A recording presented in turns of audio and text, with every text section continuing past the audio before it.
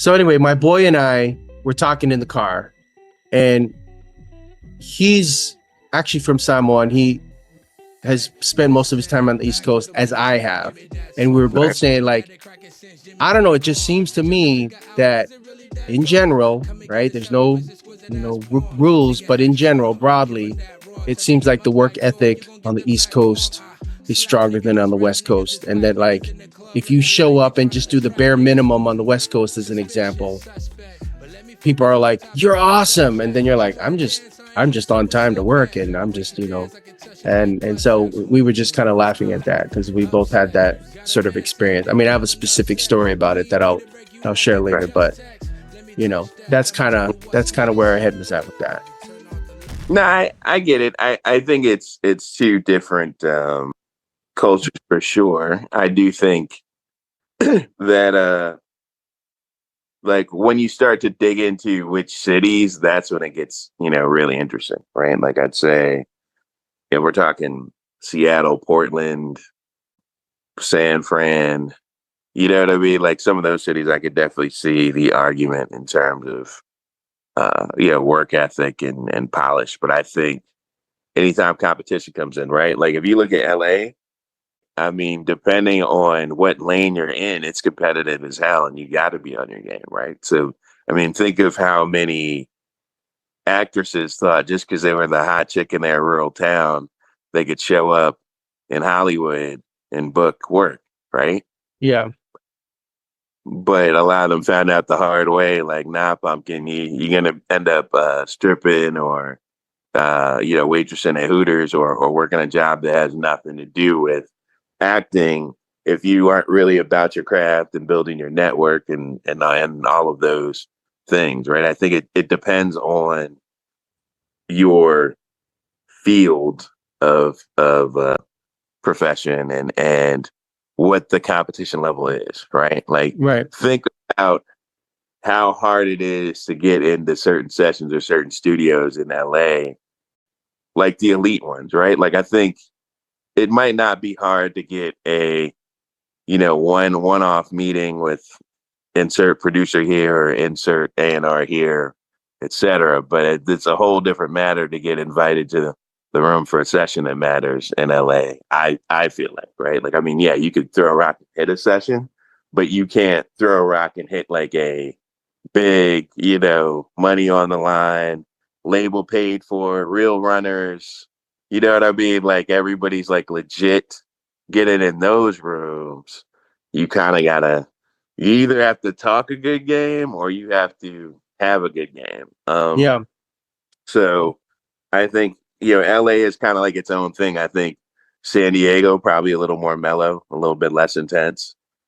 But don't you think that what you're the studio thing? I mean, so you're homing in on music, so that dynamic of exclusivity and sort of the barriers to entry is really an industry wide thing, whether it's in New York or Atlanta, to get into those sessions in any of those places. Yeah, absolutely. Is going to require, So I guess this is where what I was alluding to. I think it's harder to break into acting in LA than in some other places, right? Like, I mean, you could do theater in Chicago or Detroit, right? Like all of these major cities have some sort of performing theater company, traveling, whatever, where you get to do certain playbills. And you might get your stage acting or whatever. But if we're talking about the big league, big budget TV, movies, big time commercials, like real residuals, like real, stuff that'll get you into all the cute parties, the Golden Globes and Emmys and all that. It's, that's what it's competitive. So that's what I meant when I said it's city dependent. I think in LA, depending on what you choose, it's going to be a high level of competition. I think outside of that, like I said, if you get to like a San Diego or, I'm not, you notice I've like stayed away from like the Bay, like where, because Oakland, I know they hustle. East Coast, I think our weak links are Miami. I think if we're talking about the Miami work ethic, it's just there's just too much party and too much Right. distractions, et cetera, on the East Coast. So I would say, if you're telling me who's going to have an on average better work ethic, is it going to be, Miami or LA? I'm going to choose LA. But if you're telling me Yeah. who's going to have a better work ethic, somebody from New York or Atlanta or somebody from LA, I think that's when it's a debate. Yeah. So that's I mean, kind of what I was alluding to. I think certain cities have certain cultures and certain distractions and certain temptations that go with that, right? Like I think, New York in the winter, that's like the best time to be productive because nobody just wants to be out walking, getting snowed on, try not to slip in the ice. That's Yeah. probably what, Yeah. you're cranking out being productive. Same with Boston, like nobody just wants to be outside in Boston walking around Yeah. in the wintertime, like they're going to be productive. But in Miami, where it's, beach weather year round, you know what I mean? And it's in Yeah. every party and all the girls are fresh off of the Dr. Miami assembly line. Yeah. And like everybody's got work done and this party's comped and, this bottle's available and Right. it's a lot. It's because I've been to, just for context, I've been to like Latin events in both Miami and Vegas. And I feel like in Vegas, it's kind of like everybody's focused. Hey, we're here. We're all gonna go here. We're all gonna go here. I think in Miami it gets chaotic. Like you could have one plan and then a bunch of people have a yacht party, and all of a sudden it's like splitting up. So yeah, I think Miami, you have to find your own focus. I'm not saying that great work doesn't happen in Miami. I'm just saying that Yeah. there's so many more distractions in Miami that are easy to get sucked into. Yeah. Yeah. So, I think that's a good distinction. Everything's, yeah. Context, city to city. Mhm. And for me, what brought the conversation was me sharing this story about my own experience with the Millionaire Matchmaker back in the day when I lived in LA. Oh, okay. Because I had a day gig as her assistant for like a week or so, not even like 2 or 3 days. And then when I lived in Mar Vista, which is right near Marina Del Rey. And so, long story short, I was there right before she got that Bravo deal or whatever it was. And I was there when she was in talks with them. Okay. And I basically showed up and I did my job and I left and I showed up on time. And that's sort of what influenced me to think like, because she was raving about how good I was. And I was just like, I'm just showing up on time and I'm doing what you asked me to do. Like, Right. So I, for those who don't know, I grew up in the newspaper business and I'm a super fast typist. So I think there's this layer of celebrity where you're a B level or C level and you're not quite there. And you're always aspiring. Like, I think one of the benchmarks for a lot of aspiring moguls, media moguls, like I think she was at the time, is to all due respect to the Millionaire Matchmaker, but it is to kind of like have an assistant that you can sort of like mistreat. She didn't mistreat me, but what she did do, there's the one day which made me quit was she was typing out a letter to a guy, another matchmaker who had sent her on a date and she had a bad experience because the date didn't go well. And then the person just let her out of the car and then peeled off before, the etiquette of either walking your date to the door or waiting and making sure they get to their door. So she was very offended by that and was writing this missive to this person. And I was, she's pacing and I'm typing. And so she had this old, it's back in the mid 2000s. And she had this like old compact desktop and one of the keys stuck and it started deleting. And she's freaked out. And this is the first time I ever heard this phrase, but she just started yelling at the top of her lungs, not at me, just like, oh my fucking God, what's going on? I need this like I need a fucking, I need this like I need an effing hole in the head. Right. And I was like, oh snap. So she's yelling and I'm like, calm down, hold on, let me just get my head right.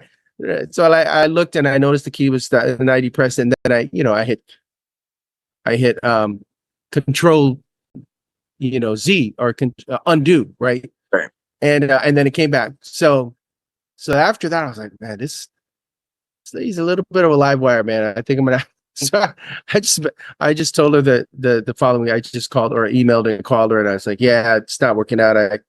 I can't keep working there. But that was what got me thinking about that. I was like, man. I mean, there were some other times in LA where I would just, kind of that same thing. You show up on time and you just do regular stuff, and then Right. you're like, man, you're doing great. This is awesome. So, but I think you're right, man.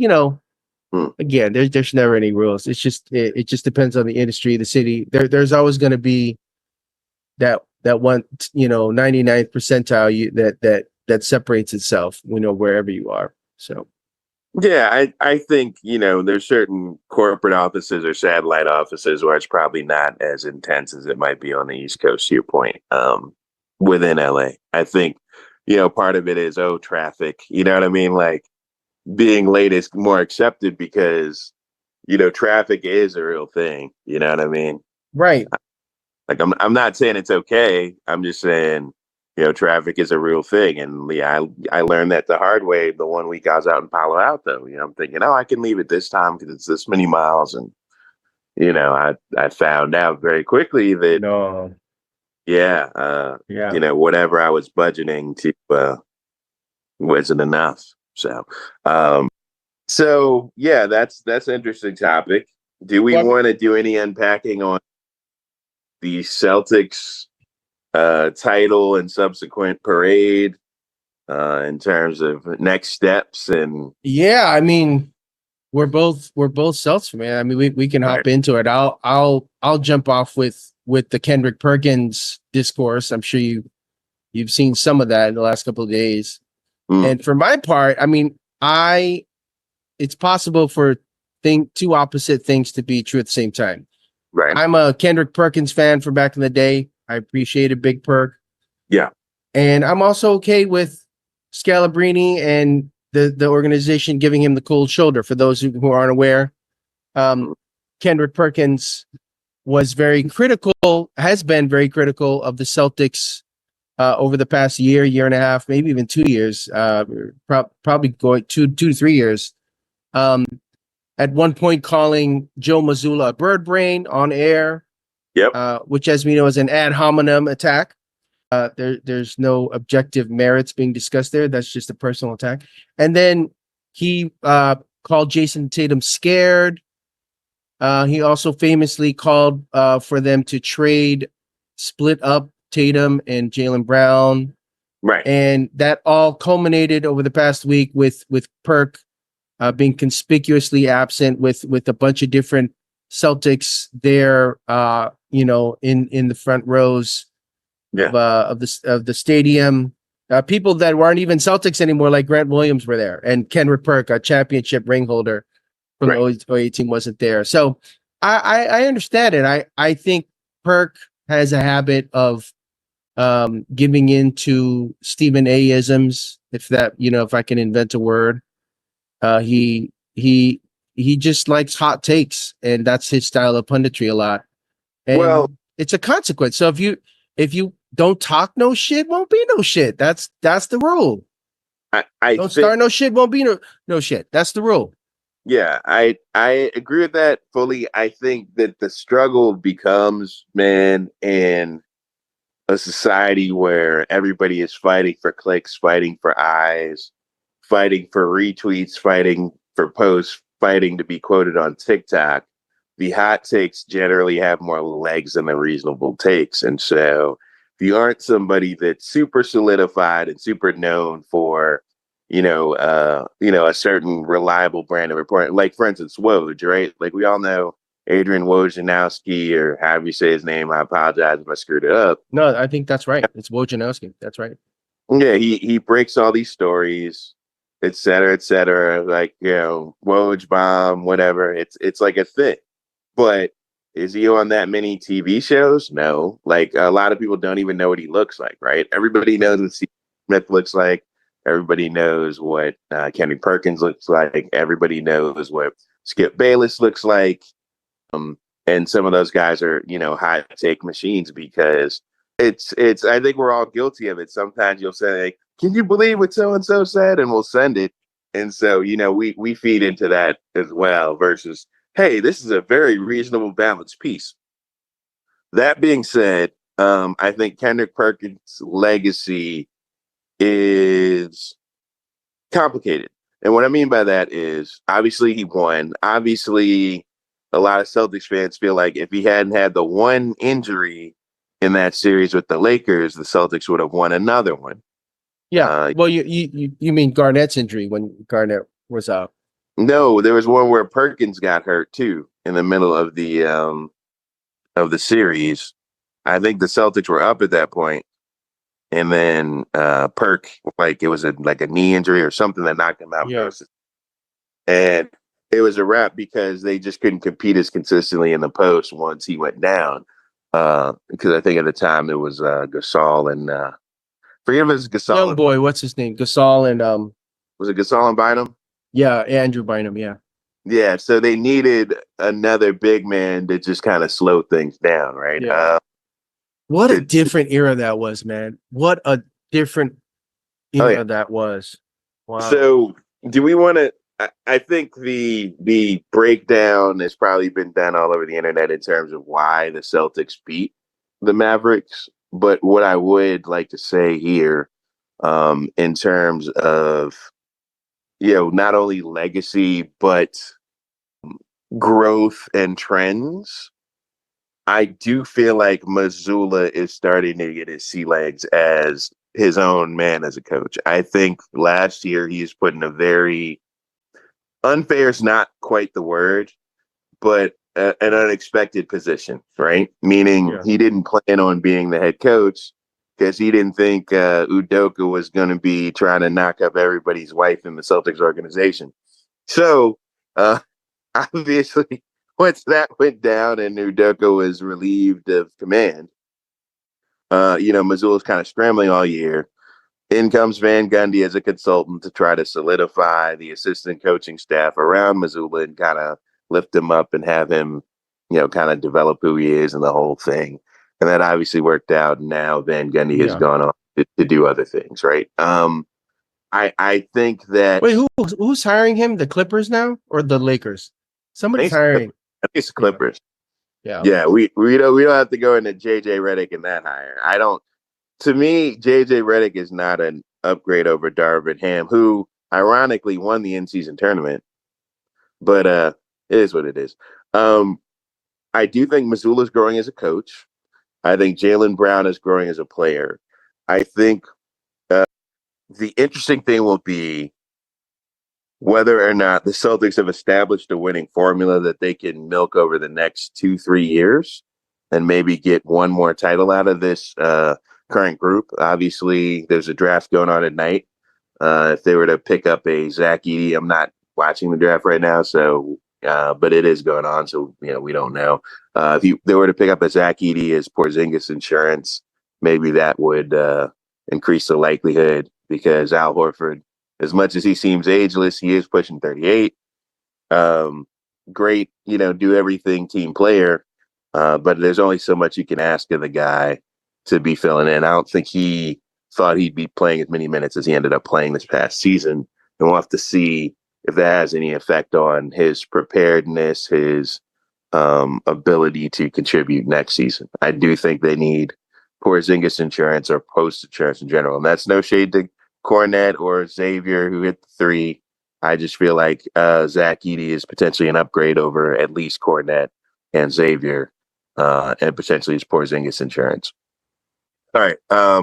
But I do think they do have a good core, and I do think that they have the ability to be at least in the finals again. Whether or not they win it, obviously, I think Denver is a worse matchup for them than the Mavericks were. I think Kyrie was rattled by returning to Boston.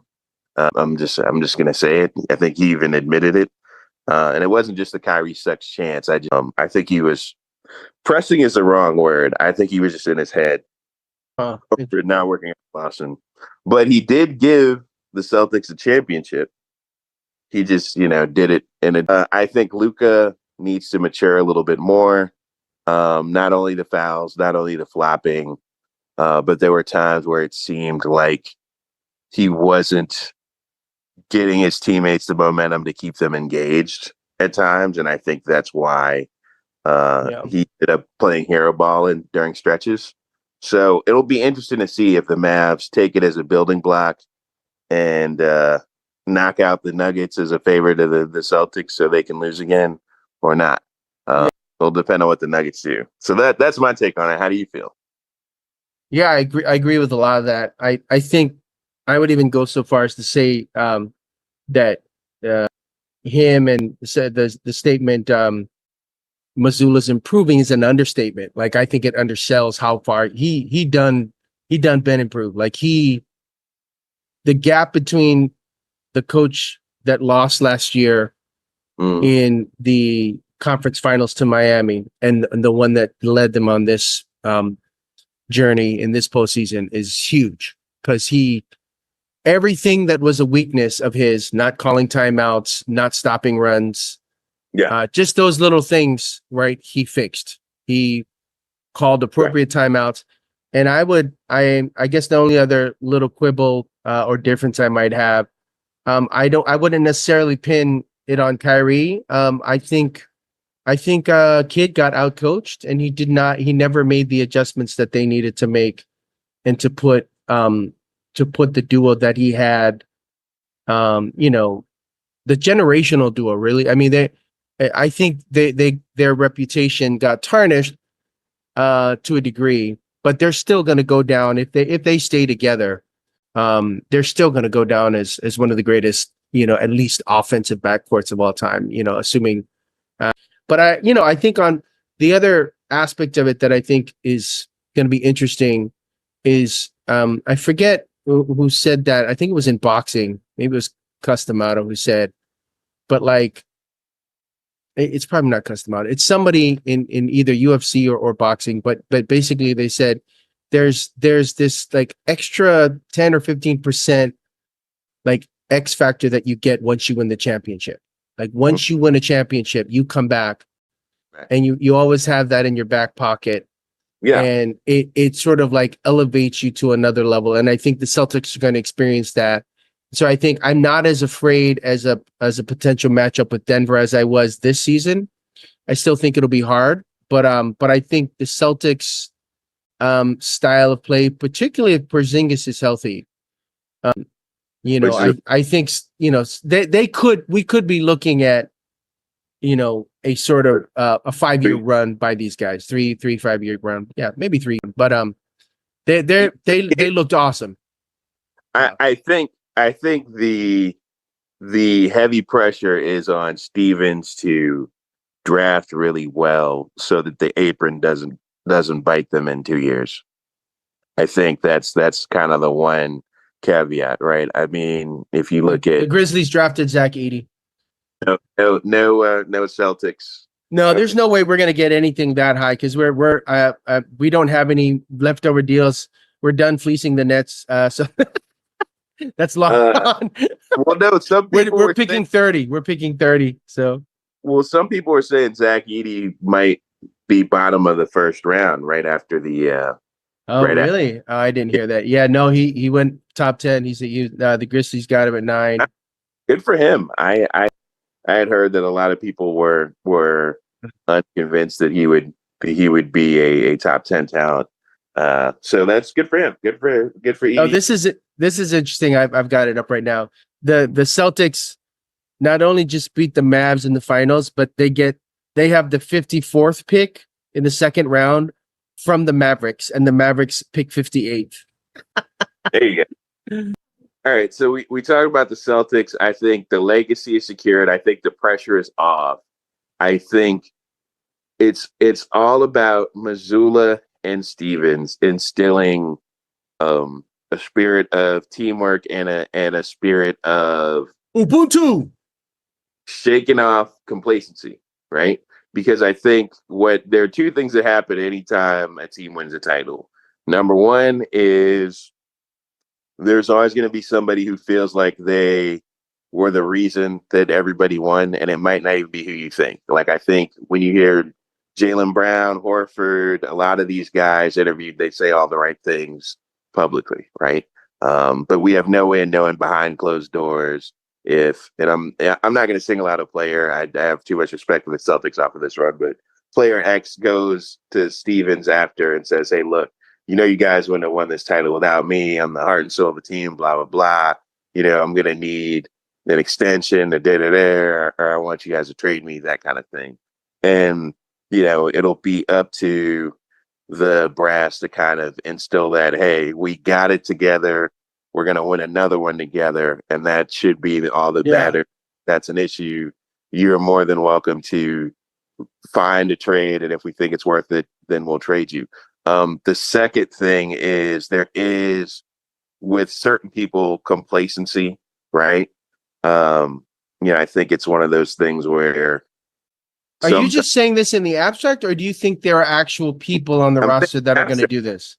Because it's human nature, right? Like let's be honest, right? There's certain times where, even with us, right? Like, we had certain success songs that we produced, wrote, featured on beyond Spotify playlists at such a consistency that, I think we thought at some point, oh, well, it's easy to get on. We'll always get on, rather than being like, no, we got on this way through this process, and let's continue to do this process and continue to be as competitive. And I mean, I know that that's a much smaller scale, but it's just human nature to be complacent, right? And you have to fight against that. So that's the one caveat. I think that the leadership is more than capable of fighting against that.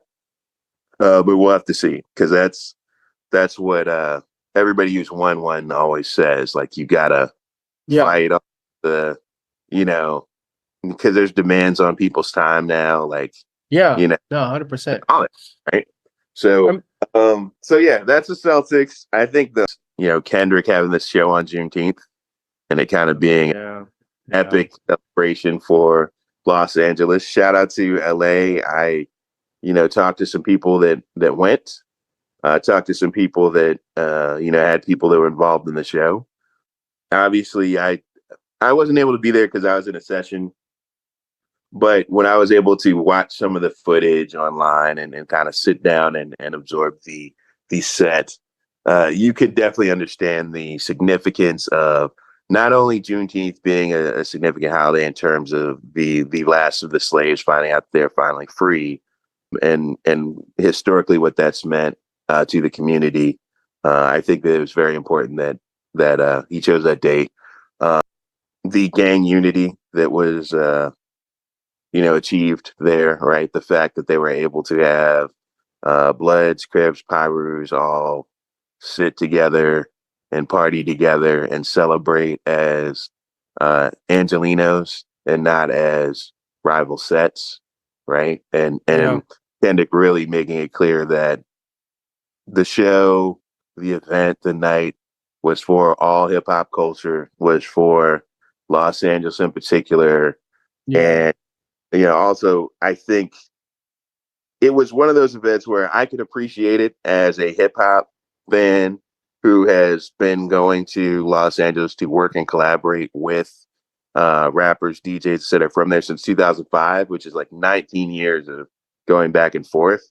But I'm never going to be able to appreciate it on the level of somebody who grew up, lived the culture, et cetera, right? But I thought that the choices in terms of the set list that they made were really strong.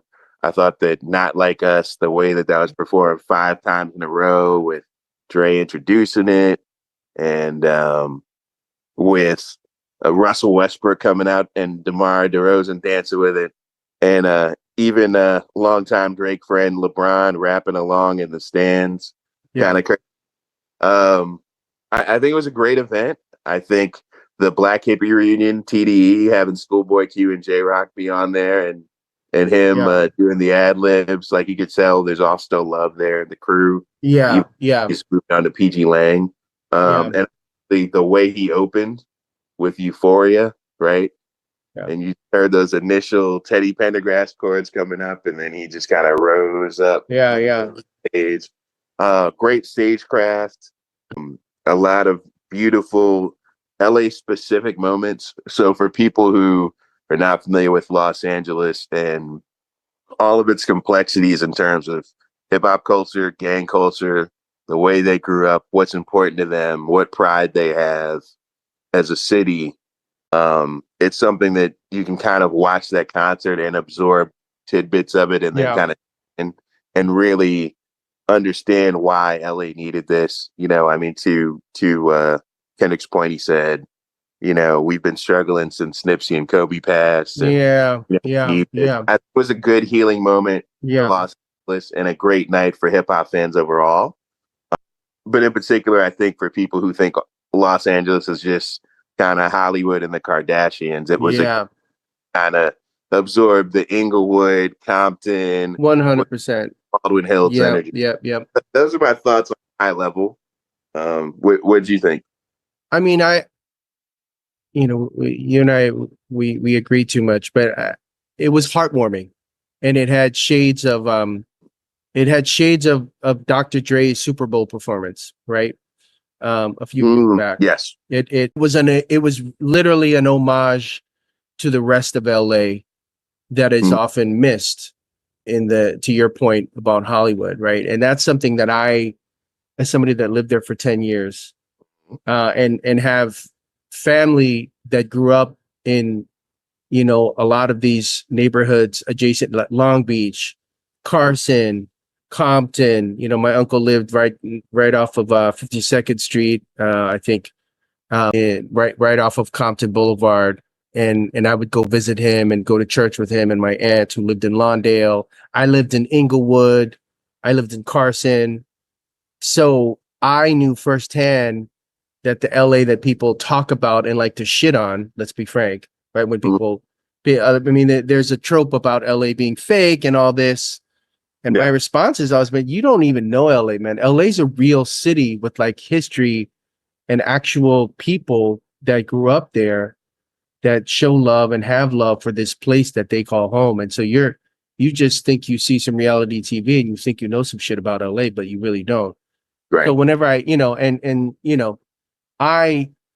am not a student of hip hop in the same way that you are, but of course I'm a child of hip hop from the 80s who happens to be an R&B and soul guy, right?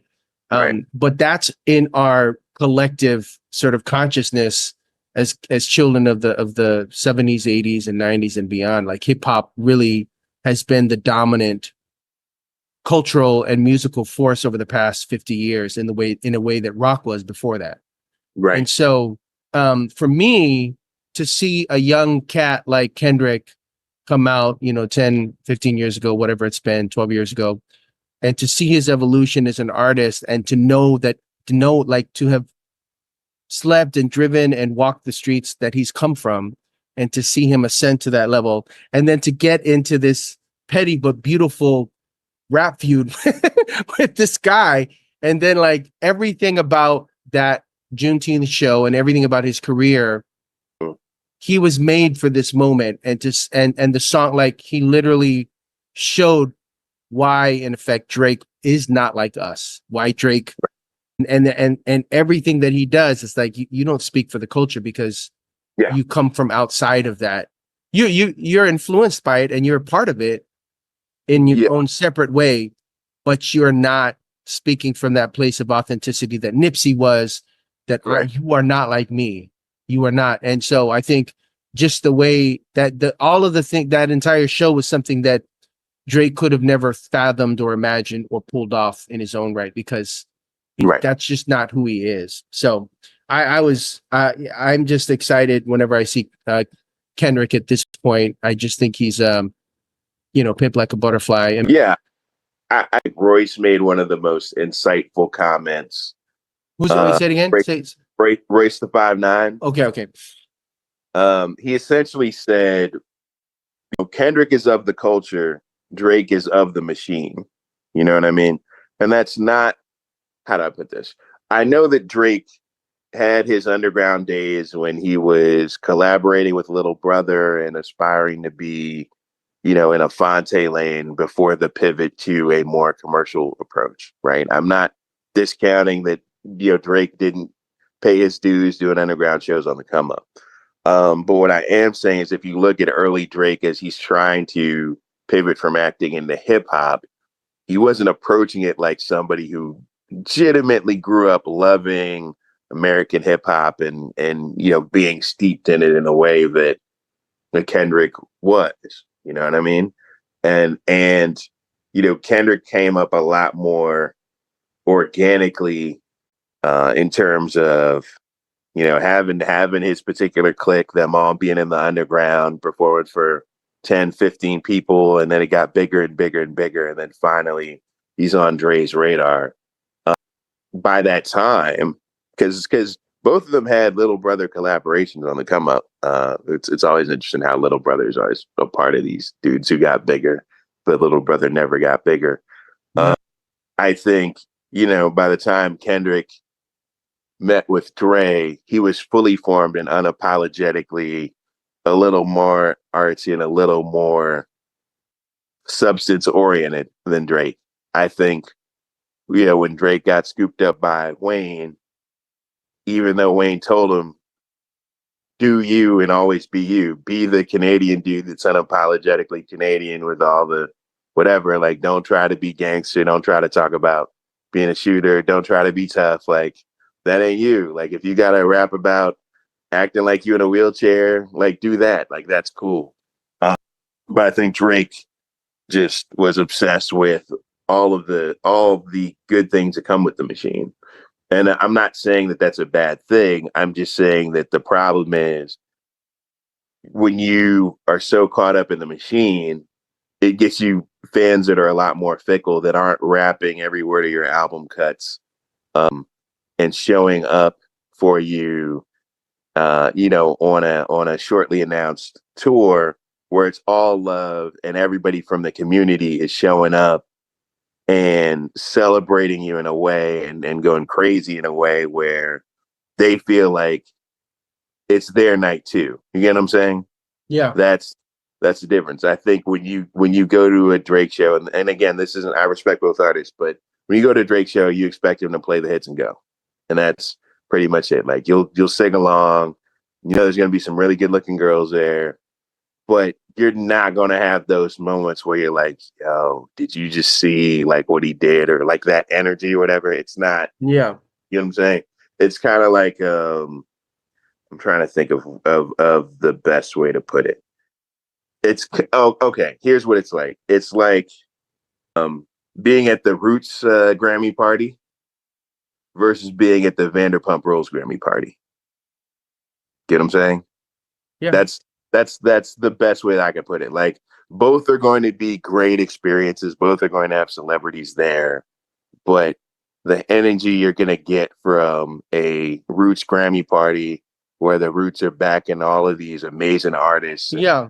People are pulling up and just celebrating the actual music and the actual reason people fell in love with music, versus, I see Vanderpump Rules, they got the red carpet set up and, everybody's kind of doing that thing.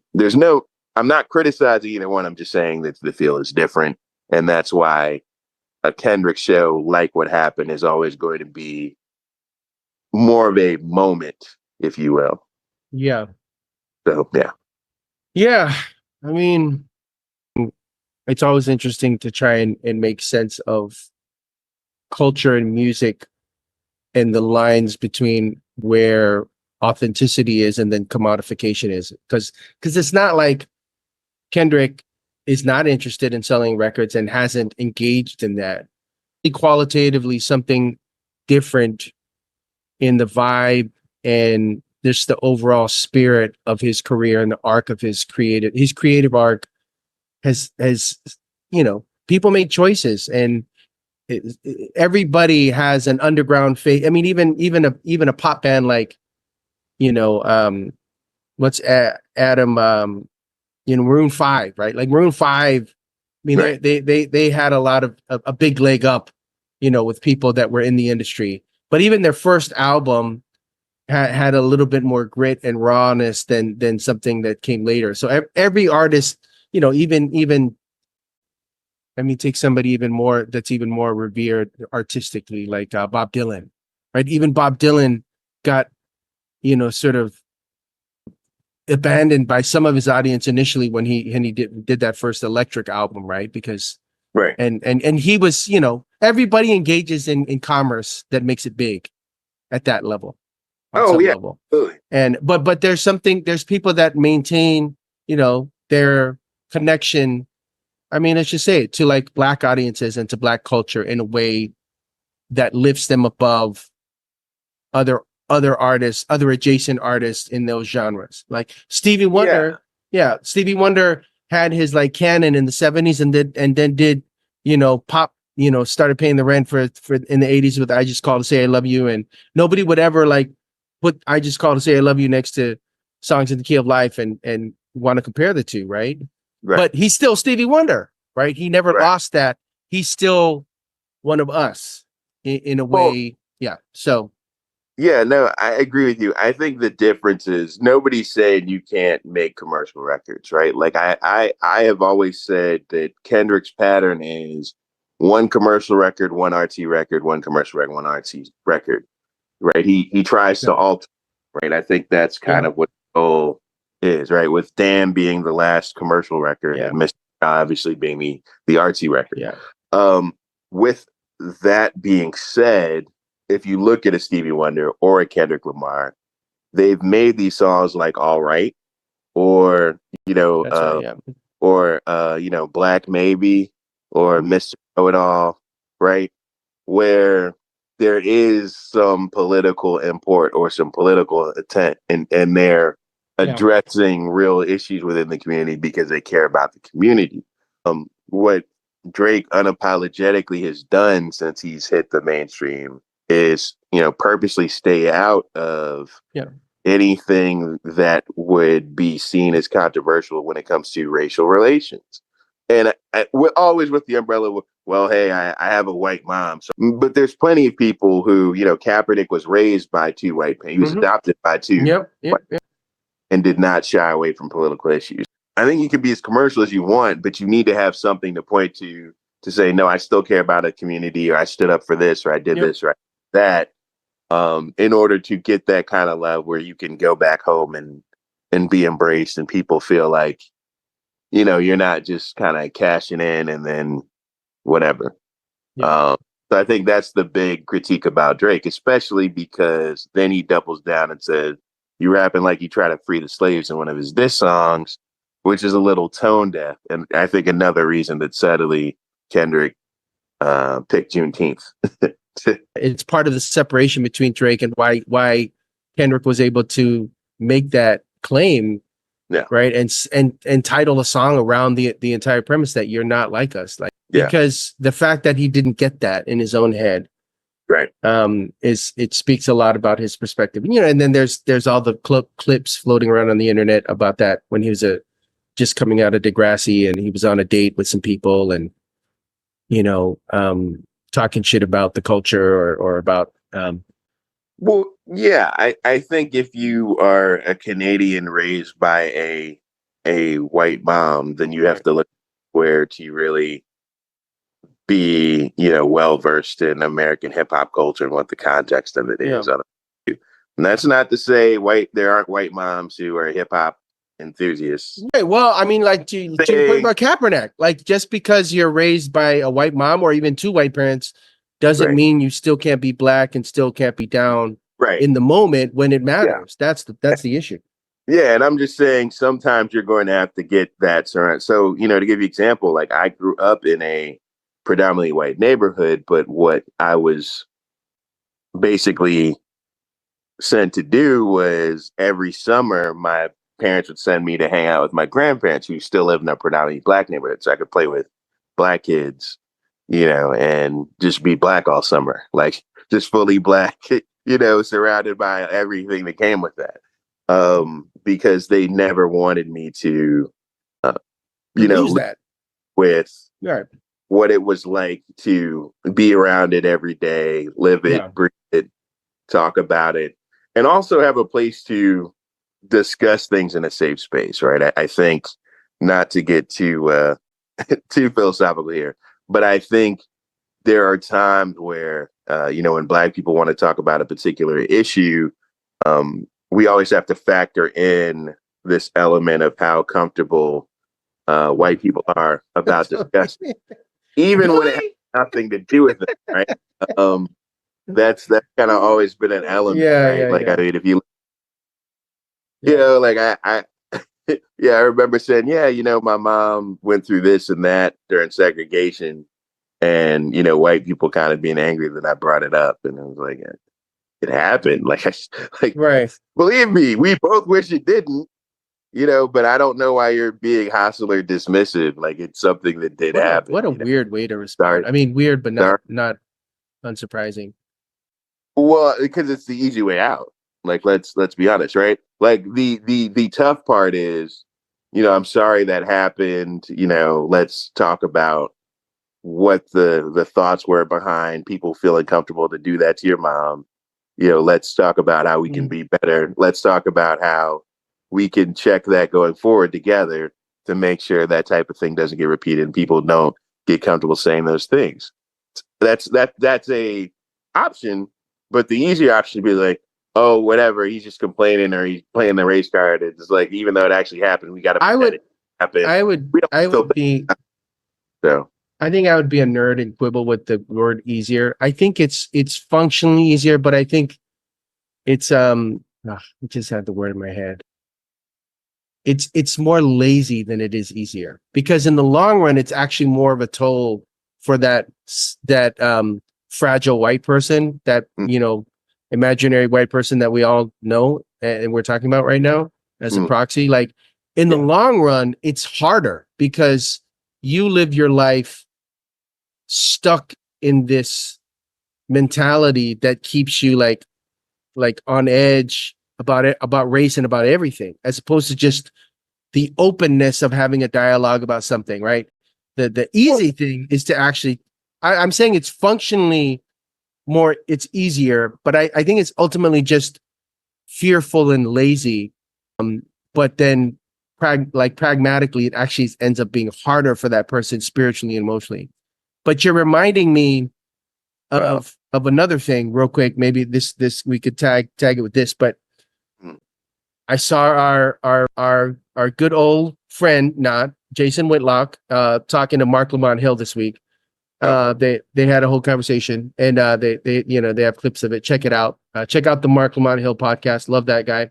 But basically, Whitlock thought he had a gotcha because he was bringing in, he was showing a clip of this UFC fighter who I like, Michael Chandler, talking about how he adopted 2 black kids, and was raising them he didn't raise them with race in mind, just raising good people, because that was the whole thing. And then of course Lamont Hill was like, he gave him a little feedback sandwich, like a yes, and he's like, okay, I agree with some of what he said. Yeah, like, we should just be good people and focus on that.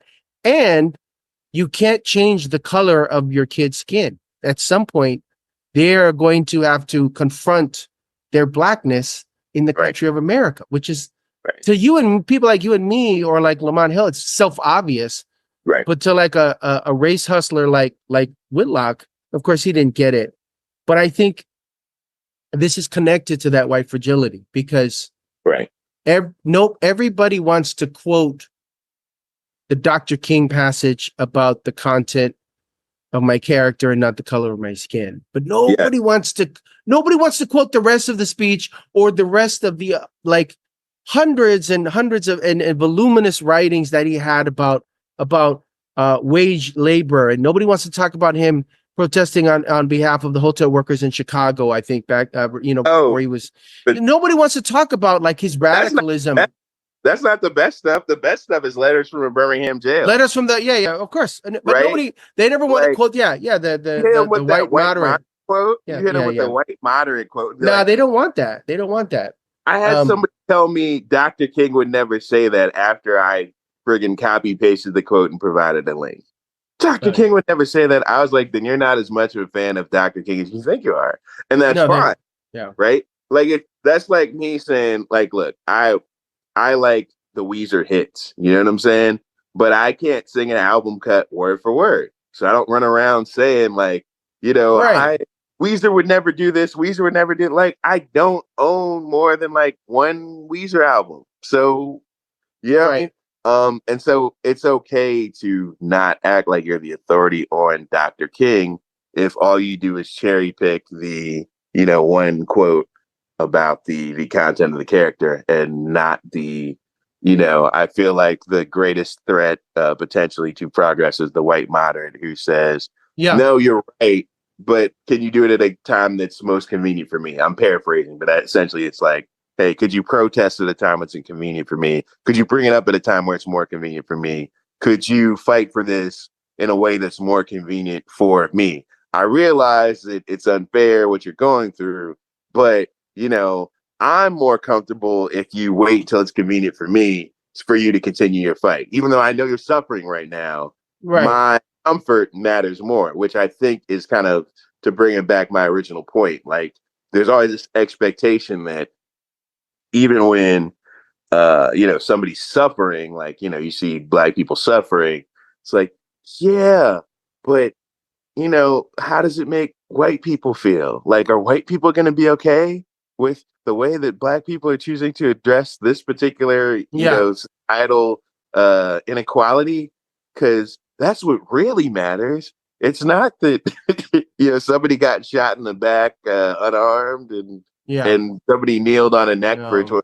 it's you know Oh my gosh. That's why, why don't get me started. no, but I just think that's always funny. Like Yeah. it's it Funny, has funny in quotes, of course. Yeah. it has 100%. right. That's essentially what we're saying. Is that Dr. Yeah. King raised the issue in the '60s? Ironically, I think it was like multiple white clergy leaders that were like, hey, Yeah. Yeah. Yeah. but hey, Well, what the I'll let this be my last comment on it. But yeah, right. What's fascinating to me is to revisit, the letter from a Birmingham jail, mm, and then read the newspapers and see in the op-eds of today and the discourse of today the exact same thing. right. And I'm just like, this is bananas. Like, you can literally just, if you close your eyes and change a few words from the letter from a Birmingham, change a few policy issues, it's literally what is continues to happen now. And I'm just amazed at how history repeats itself and how we still have these, I call them, the white moderates, I call them reactionary centrists, because it's not even like, doesn't even have to be a white moderate anymore. Like there's a whole class of black centrists, right? Like Van Jones. Did you see what Van Jones said? The kafia is like, it's like, Yeah, Van Jones has gotten he, weird. I don't know what's he going on. got, he compared it to a pogrom or something. And I was just like, man, this guy's lost the narrative, man. And so I just, I'm like super disappointed and bummed out when I see that, because it makes me like, oh man, nothing has really. I mean, I know that things have changed. Yeah, Well, things have changed, but so much has not, man. It's like kind of crazy. yeah, most people won't believe that Dr. King said riots are the language of the unheard. Yeah, And yeah. not enough for me to simply say that, riots are wrong. I have to talk about why they're rioting and say that riots are the language of the Because unheard. you're excusing it, non. Stop making excuse. Like, listen, if people want to change their lives, they just have to use a planner and say and budget their money better. Come on, man. They just have to ask nicer. Yeah, That's yeah. just nicer. Just Uh hey, sir. yeah, no, I think let me say the I'm quiet so part. glad you're not a right winger. We couldn't be friends or do music together if you were something else, man. If I'm being real. Well, but I'm African American with self respect that was raised by people who survived segregation. You're never going to hear me accept the right wing as it currently is, with all of the racists that they're uh, Yeah, but how embracing. do you explain Clarence Thomas? Everything you just said applies to Clarence Thomas. How do you explain that dude? or Thomas Sowell. Okay, Like, so how do you explain those guys? well, Or Jason Whitlock. Yeah, I look at it like this, man. We all know what Ted Bundy did, right? He assaulted women, he killed them, he ran up some serious NBA numbers doing all that, right? In multiple states. He also had a lot of female groupies, right? So on some level, all that abuse, all of that danger, all of that, misogyny, whatever you want to call it, I don't think they're too strong adjectives for it, was not a deal breaker for all of these women who, and this is not an exaggeration, had his baby. Like there were groupies who went there specifically to get pregnant by Ted Bundy, who Really? They gave him conjugal visits? murdered. Really? Yes, because this one woman married him and was like, he's the one. It's like, okay, but did you hear what he did? Like that's not a deal Ted breaker for Bundy you. has a And baby? Why so would you want to have a my baby with point, that dude? I look at those people the same way I look at the Ted Bundy groupies. Like there's something within you that hates what you are so much that you're okay embracing people that are actively trying to destroy you, right?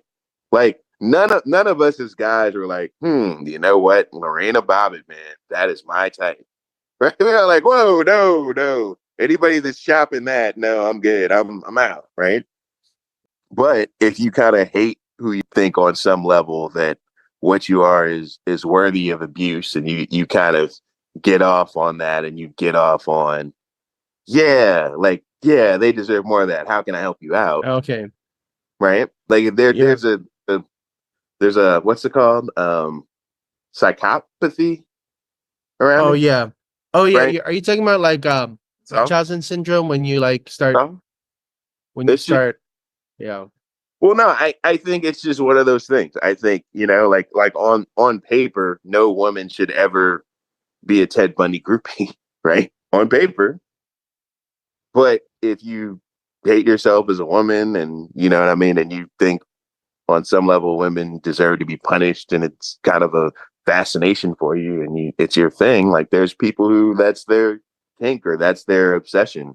And I look at Whitlock and Clarence Thomas the same way. Like on some level, when Clarence Thomas went through all that he did during the segregation era and he got abused, like he interpreted that as, oh, I must deserve this. So let me Yeah. get to Yeah, maybe. where I can roll around. You know what I'm saying? And so I say that without, how to put this. It is what it is. I think that's what I think the same thing with Candace Owens, right? Like when she was Oh my terrorized God. in high school, right? It planted a seed in her that's oh, maybe I deserve this abuse, maybe, and she kind of wrestled with it as long as she could, and then I mean, that's the charitable explanation, and I think it's as good as any that I've heard. Who knows? But it's still head scratching and still annoying when you see it because it's just like. I mean, sure, there's a monetization standpoint on that, but I mean, to me, I would respect a woman for doing porn more than I would a woman like selling out her ethnicity. Oh, well, 100%. I mean, sex work is sex work. That's uncontroversial. But yeah, you know, so I think there has to be an element of your moral character that makes you okay. You get what I'm saying? Like, because truth be told, I've had opportunities where I could have monetized selling my people out. But I know who I have to sit with at Thanksgiving. I know who I have to sit with at Christmas. I know I have to look in the eye and I know what they went through. And I could never do that to them because of all that they survived and put up with and taught me to look out for. I can't spit in the face of that. I don't care what the check is. But that's me. You get what I'm saying? Like there's some people who say, hey, all of that was cool. I know you did all that, but I'm looking at $1 million. And quite frankly, I don't have enough self-esteem or family pride or to not take the million. I'll take the million and I'll back later. Right. Well, Clarence Thomas is a case in point. I don't know if you've I'm sure you followed some of the reporting, but the Harlan Crow thing where basically in a nutshell, he was about to quit or thinking of not being on the court for that long and started complaining about his high levels of debt. And one of these rich mother people got wind of it and was like, oh, we can't lose this guy, and introduced him to Harlan Crow to being a millionaire in a matter of a decade, or less. And so I think that's, you don't even have to like hypothesize or make up, so I'll take it. So that's a whole nother podcast episode for sure. No, but I think high level, that's what we touched on. I think there's the moment that makes you okay with it, whether you internalize it as, oh, I must somehow be deserving of this treatment, and so let me contribute to it, right? That's one way to go. Or there's another way to go, like, I'm going to go out of my way to make sure nobody else has to go through this BS. Or there's, I'm going to fight my battles when I can and make do when I can. And, I think to our listeners, everybody has to make their own personal decision. If you are of a certain ethnicity that does deal with these kinds of issues, if you're going to take a check to do a lot of that, understand that it's not always going to be sustainable, and you're not always going to have a home to go back to. I think, Candace Owens has kind of struggled since getting fired to really have the same platform that she once had when she was, happily selling us out. She, obviously made a few things that offended Ben Shapiro and his backers, and, was unceremoniously unemployed. And Fox News exactly looking to hand her a show like thought. And so, that's always the thing. I'm trying to think of the best way to put this. If you are able to turn off that aspect of your morality and your ethic to cash in like that, you need to have an exit plan, because it's not going to be forever. It's like Stacey Dash probably thought she would have had a longer run. So I said to say as a cautionary tale, like, obviously, I think on this podcast, we give you the information from our perspective and you make your own decisions. Obviously, it's not something that we personally support or would do in our own lives or encourage our immediate family members to do. But we don't know, your financial situation, and it might be appealing to you. But yeah, that's all I got. Well, that's the last word. I definitely don't encourage anybody to pursue the Candace Owens career path. I will explicitly state that. And we will roast you on this podcast, though, if you do it. Unapologetic. Don't do it. Don't do it. If you get called an Oreo, you know why. Come to the light. Come to the light. All right, brother. It's good catching up with you, man. I missed our talks. Oh yeah, man, for sure. So yeah, I'll send you the songs from LA, and then figure out a time to work on stuff, fine tune stuff. Oh,